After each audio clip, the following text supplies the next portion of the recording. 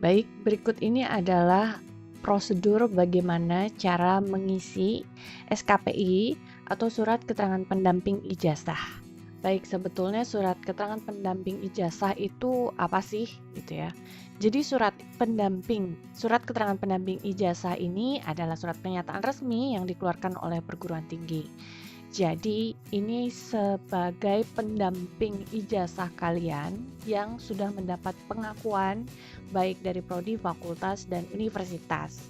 Jadi ini semacam pengganti CV ya kalau misalkan kalian melamar pekerjaan atau melamar S2 gitu atau mau lanjut sekolah lagi gitu bisa melampirkan SKP ini sebagai pendamping ijazah.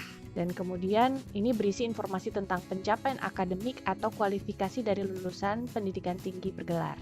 Jadi ini diakui oleh universitas. Kalau misalkan hanya sekedar CV kan bisa ya kalian tulis apapun gitu. Tapi kalau misalkan SKPI ini sudah dapat pengakuan gitu. Jadi original kemampuan, kompetensi kalian selama berkuliah di perguruan tinggi. Kemudian kualifikasi lulusan diuraikan dalam bentuk narasi deskriptif yang menyatakan capaian pembelajaran lulusan pada jenjang KKNI yang relevan dalam suatu format standar yang mudah dipahami oleh masyarakat umum.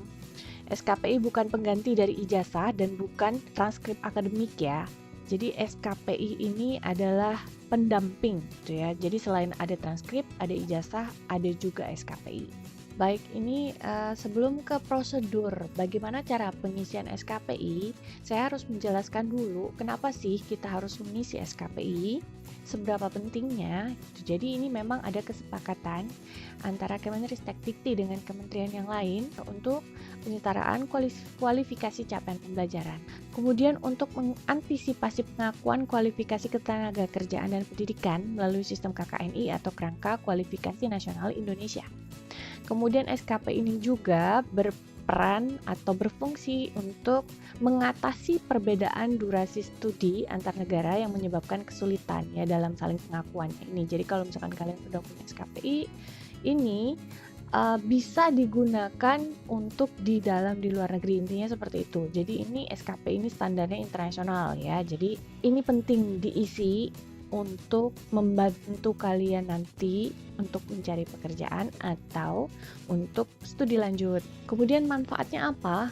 Manfaat dari SKPI sendiri. Jadi SKPI ini merupakan dokumen tambahan yang menyatakan kemampuan kalian, kompetensi kalian. Terus menyatakan juga penguasaan pengetahuan.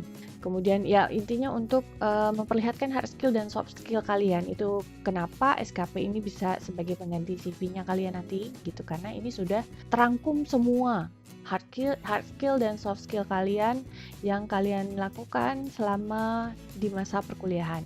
Kemudian merupakan penjelasan yang objektif dari prestasi dan kompetensi pemegangnya. Kemudian meningkatkan kelayakan kerja terlepas dari kekakuan jenis dan jenjang program studinya apapun itu. Kemudian meningkatkan transparansi dan pengakuan. Kemudian memberikan rekaman karir akademik, keterampilan dan prestasi mahasiswa selama kuliah. Satu lagi, menekankan pada kelayakan bekerja baik di dalam atau di luar negeri. Baik, ini adalah ruang lingkup program pengembangan kemahasiswaannya, bisa penalaran dan keilmuan, bakat, minat dan kemampuan, organisasi, kesejahteraan dan kepedulian sosial, dan kegiatan penunjang. Kemudian ruang lingkup kegiatan ormawa tingkat jurusan fakultas universitas, baik bidang pengajian ilmiah, pengabdian kepada masyarakat, pembinaan dan pengembangan, baik bidang seni budaya dan olahraga. Nah, ini adalah 5 kategori dalam SKPI yang harus kalian isi. Ada penghargaan, organisasi, bahasa, pengembangan karakter, dan praktek profesional. Yang wajib sekali diisi adalah bahasa dan pengembangan karakter, karena ini adalah salah satu dari syarat kalau kalian mau maju sidang. Jadi harus memasukkan TOEFL di bahasa, itu wajib. Kemudian ada pengembangan karakternya minimal 5 sertifikat. Yang nomor 1, nomor 2, dan nomor 5 penghargaan organisasi dan praktik profesional itu kalau ada boleh diisi, kalau tidak masalah. Tapi yang wajib di sini diisi adalah yang bahasa dan pengembangan karakter. Baik, ini adalah tata aturannya. Jadi semua yang diinputkan sebagai judul kegiatan harus memiliki bukti sertifikat atau piagam penghargaan atau bentuk lainnya yang real ya, yang asli gitu. Dan ini pasti akan dicek ulang oleh admin pengapprove SKPI. Kemudian yang nomor 2, semua judul kegiatan diinputkan ke dalam 2 bahasa, yaitu bahasa Inggris dan bahasa Indonesia. Kemudian judul tidak ditulis dengan huruf kapital. Intinya menulisnya harus sesuai dengan EYD. Jadi jangan di caps lock semua gitu. Jadi tulis harus betul kapan harus menggunakan huruf besar dan huruf kecilnya. Kemudian nomor 4, untuk judul kegiatan dalam bahasa Inggris tidak perlu dirubah ke dalam bahasa Indonesia. Jadi ketika kegiatannya sudah dalam bahasa Inggris, kamu nggak perlu lagi tulis bahasa Indonesianya, cukup Inggris gitu ya. Tapi kalau kegiatannya dalam bahasa Indonesia, kamu harus mentranslate-nya lagi ke dalam bahasa Inggris karena ini standarnya internasional ya teman-teman. Jadi di sana ada, nanti saya kasih contohnya. Jadi ada kalau memang kegiatannya dalam bahasa Indonesia, kamu tulis dulu dalam bahasa Indonesia, kemudian di sebelah kolom sebelahnya itu adalah penulisan dalam bahasa Inggrisnya gitu. Karena ini untuk bisa dipakai di dalam dan di luar negeri, makanya harus ada 2 bahasa. Ini ya. Kemudian yang nomor 6, isikan tanggal kegiatan sesuai dengan yang tertera dalam sertifikat. Kemudian hours equivalentnya disesuaikan dengan lama kegiatan berlangsung gitu. Itu wajib diisi. Jadi misalkan kamu ikut seminar atau pelatihan berapa hari, ya dihitung aja berapa jam kamu mengikuti pelatihan itu setiap harinya dikalikan berapa hari gitu. Kemudian yang nomor 8, untuk judul seminar wajib dibubuhi kata untuk yang bahasa Indonesianya telah mengikuti seminar, atau misalkan kalau ikut pelatihan berarti telah mengikuti pelatihan, kemudian tanda petik judulnya apa, acara tersebut, seminar tersebut atau pelatihan tersebut sebagai, nah kamu ikut sebagai pesertakah, narasumberkah atau panitia. Oke, untuk bahasa Inggrisnya berarti kita menuliskan has attended judul acaranya atau judul seminarnya atau workshopnya as a participant or as a speaker or as a committee. Oke, kita masuk ke cara pengisian SKPI bagian penghargaan. Jadi yang termasuk ke dalam kategori penghargaan itu adalah 1. Juara lomba kegiatan ilmiah, juara lomba seni dan budaya, juara lomba olahraga, juara lomba minat dan bakat lainnya seperti MTQ gitu ya. Kemudian nomor 5, peserta lomba kegiatan ilmiah dan non-ilmiah yang belum berhasil menjadi pemenang lomba gitu. Jadi yang nomor 1 sampai nomor 4 itu adalah kalian pemenang atau juara-juara dari lomba-lomba. Tapi kalau yang nomor 5, even tidak menang pun itu bisa dimasukkan ke dalam SKPI kalian selama ada buktinya ya, maksudnya sebagai partisipan atau sebagai finalis gitu. Itu boleh dimasukkan. Kemudian nomor 6 adalah delegasi universitas atau fakultas atau prodi untuk memenuhi undangan pemerintah atau kementerian. Kemudian nomor 7 menerima beasiswa, baik beasiswa yang dari luar kampus atau dari dalam kampus. Kemudian menerima dana bantuan usaha. Yang 9, menerima predikat penghargaan atau apresiasi dari institusi dari luar atau dari dalam kampus. Oke, ini adalah contoh penulisan kategori penghargaan pada SKPI. Contoh ya, itu ada nomor 1, menerima penghargaan juara kedua kejuaraan Taekwondo Jakarta Cup 2018. Nah, di sebelahnya ada penghargaan itu dituliskan ke dalam bahasa Inggris. Receive an award second of Taekwondo Championship Jakarta Cup 2018 gitu ya. Kemudian diberikan olehnya itu adalah penyelenggaranya, siapa?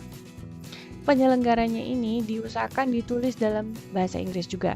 Kemudian tanggal yang diberikan, kemudian tingkatnya nasional kah, internasional kah, lokal kah, kemudian bidangnya olahraga, baru kalian upload sertifikatnya. Kemudian seperti contoh yang nomor 3, contoh lainnya, telah mengikuti Microman Competition 2019 sebagai peserta. Jadi dituliskan has attended Microman Competition 2019 as a participant.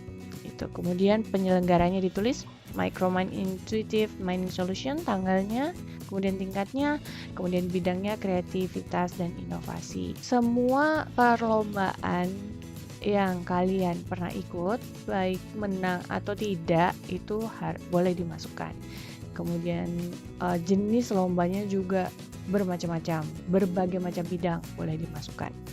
Ini adalah organisasi, jadi ini adalah kategori yang kedua yaitu organisasi. Jadi yang seperti apa yang bisa dimasukkan ke dalam kategori organisasi?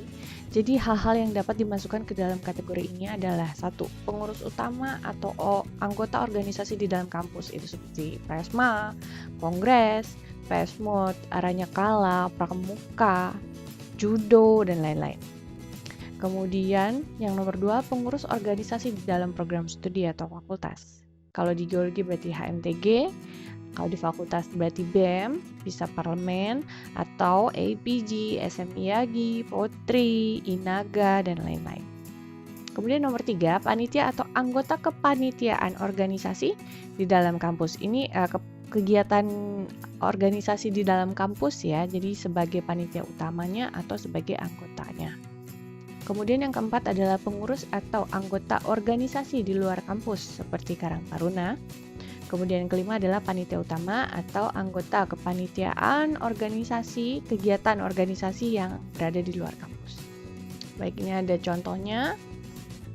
Di sini ditulis Parlemen, Fakultas Teknologi Kebumian dan Energi. Kemudian di sini dituliskan bahasa Inggrisnya Student Parliament of Faculty of Earth and Energy Technology. Kemudian jenisnya kemahasiswaan, tingkatnya ini fakultas, kedudukannya sebagai apa, pengurus kah, sekretaris kah, ketua kah, gitu ya. Kemudian tahunnya mulai kapan, selesai kapan, dan masukkan sertifikatnya, gitu ya. Baik, yang nomor 2 juga, ini ada seksi kemahasiswaan Ikatan Ahli Geologi Indonesia, dituliskan ke dalam bahasa Inggrisnya, kemudian jenisnya kemahasiswaan, jurusan atau program studi, ini adalah kedudukannya, kemudian ini tahun, dan ditutup oleh penguploadan sertifikat.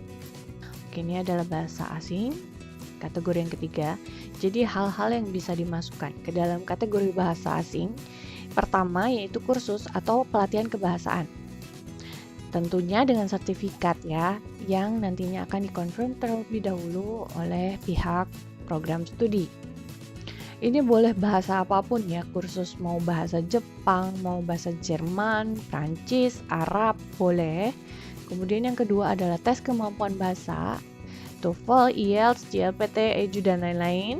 Ini nanti juga akan dikonfirm oleh pihak program studi keorisinalitasnya. Dan ini adalah yang harus wajib diisi di dalam SKPI, yaitu TOEFL dengan batas minimal 450 untuk kelulusan sarjana S1.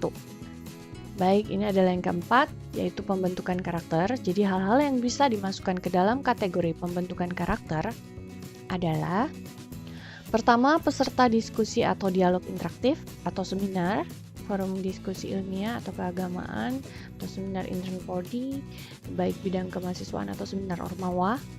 Kemudian peserta pelatihan atau workshop, LDK, QPL, LKM, LKLK yang lainnya, atau misalkan workshop pelatihan software Petrel atau Micromind juga boleh. Kemudian yang ketiga, anggota atau peserta kegiatan PKM, pengabdian kepada masyarakat.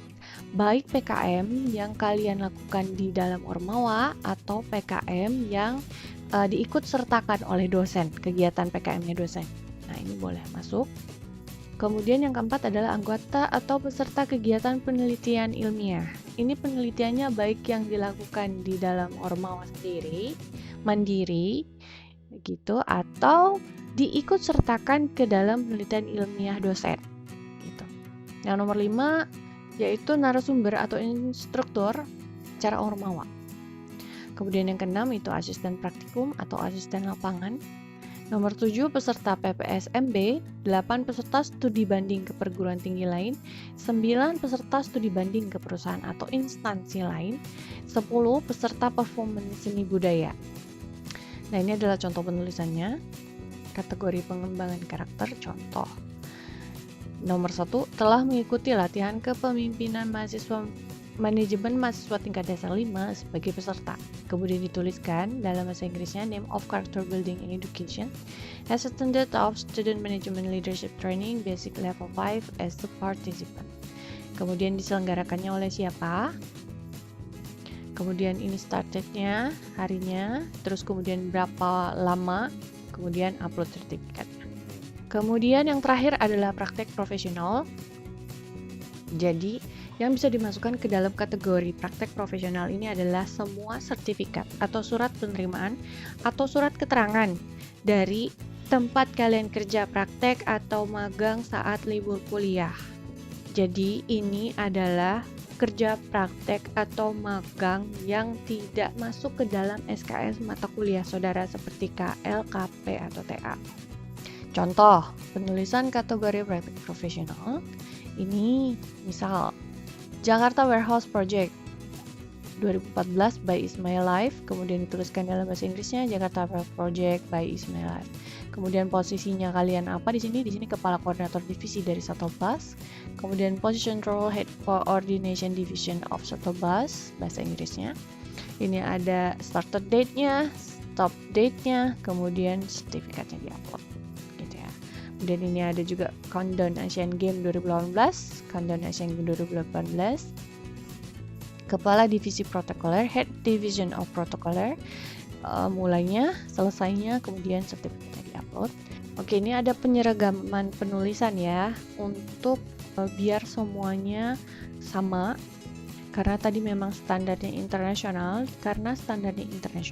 maka tidak boleh ada perbedaan antara pengisi SKPI yang satu dengan yang lainnya. Jadi bahasanya harus diseragamkan sesuai dengan YD. Kemudian penulisan-penulisan seperti HMTG, bahasa Inggrisnya gimana, itu harus seragam gitu ya. Nah, ini ada beberapa yang sudah diseragamkan tulisannya. Ada HMTG, BEM, Parlemen, Kepresma, SMI, Giper, Himagi, dan Kongres. Kemudian ini reminder, yang perlu kalian ingat adalah bahwa pengisian SKPI adalah semua kegiatan Anda selama masa perkuliahan, tetapi bukan kegiatan yang berasal dari SKS mata kuliah. Jadi, kerja praktek, tugas akhir, even kalian magang di sana, kalau itu masih masuk ke dalam SKS mata kuliah, itu tidak berlaku untuk SKPI, jadi nggak bisa dimasukkan ke dalam SKPI ya. Bagaimana kalau kalian mendapatkan sertifikat best, misalkan ya best field atau best 1, best 2 pas kalian kuliah lapangan. Nah, itu boleh dimasukkan ke dalam penghargaan selama kalian mendapatkan gelar best field atau best 1, 2, 3, itu boleh. Tapi kalau misalkan sertifikat kuliah KL, kuliah lapangan biasa atau sertifikat pemetaan itu tidak masuk ya ke dalam SKPI. Jadi yang masuk hanya yang base-base-nya saja. Kemudian reminder yang kedua, minimal pengisian SKPI adalah kategori bahasa dan pengembangan karakter minimal 5 buah sebagai syarat sidang. Kemudian yang ketiga, mohon klarifikasi kepada tim SKPI jika Anda sudah selesai mengisi SKPI agar bisa di-approve dan kalian bisa sidang. Kemudian, jika ada yang belum di-approve oleh tim SKPI, itu ada dua kemungkinan. Jadi, yang pertama, memang terlewat. Terlewat itu maksudnya ketika proses approval sudah selesai, kalian baru ngisi lagi. Nah, kalau kayak gitu kan terlewat ya. Jadi, kalian harus confirm ulang ke tim SKPI agar SKPI kalian itu di-approve kembali, dicek kembali. Kemudian kemungkinan yang kedua itu berarti ada bukti yang diisikan tidak valid. Jadi mohon dicek kembali bukti penguploadan sertifikat Anda. Biasanya kalau nggak salah upload sertifikat berarti ada identifikasi pemalsuan sertifikat. Makanya tidak di-approve. Baik, sekian. Semoga bermanfaat, semoga membantu dalam prosedur kalian mengisi SKPI.